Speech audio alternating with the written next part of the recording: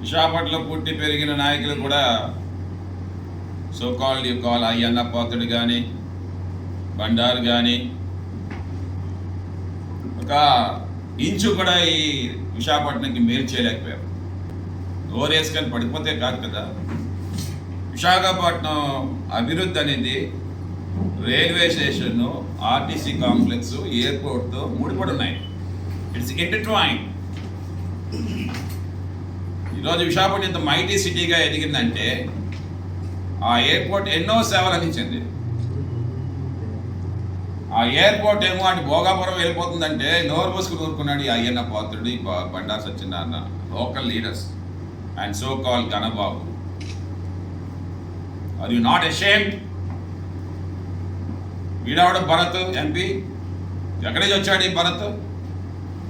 విశాఖపట్నం తెలుసా? చరిత్ర తెలుసా? విశాఖపట్నం ప్రజల మనోభావాలు తెలుసా? ఈరోజు ఎయిర్పోర్ట్ అనేది అప్పర్ క్లాస్కి కాదు, మిడిల్ క్లాస్, లోవర్ క్లాస్కి కూడా. ఇంకా అయ్యప్ప స్వామి దగ్గరికి వెళ్ళాలంటే ట్రైన్లో వెళ్తా ఉన్నారు, ఫ్లైట్స్లో వెళ్తా ఉన్నారు.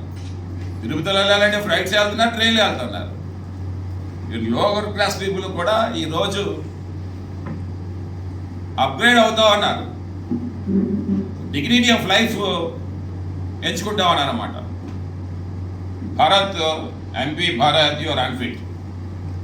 నువ్వేదో ప్రతిదానికి కూడా I don't understand, are you an MP or లేదనుకుంటే జిఎంఆర్ భోగాపురం ఎంప్లాయీవా? నువ్వు తేల్చుకోను ఒకసారి. You come debate with me any time anywhere.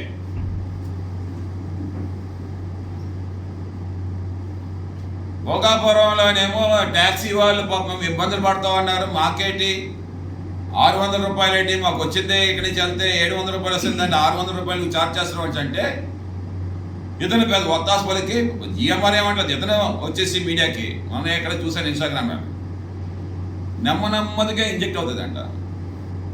అలవాటు పడతారంట నెమ్మదిగా. హైదరాబాద్లో జరుగుతుంది, ఢిల్లీలో జరుగుతుంది. సో ఆ రకంగానే ఇక్కడ విశాఖపట్నంలో కూడా, భోగాపురంలో కూడా, భోగాపురంలో కూడా అవుతుంది. ఇది వీళ్ళకి కొత్త కదా. సో ఇప్పుడు నెమ్మది తెలుసుకుంటారు అంటాడు. ఏంటి తెలుసుకుంటారు? ఎంపీ భరత్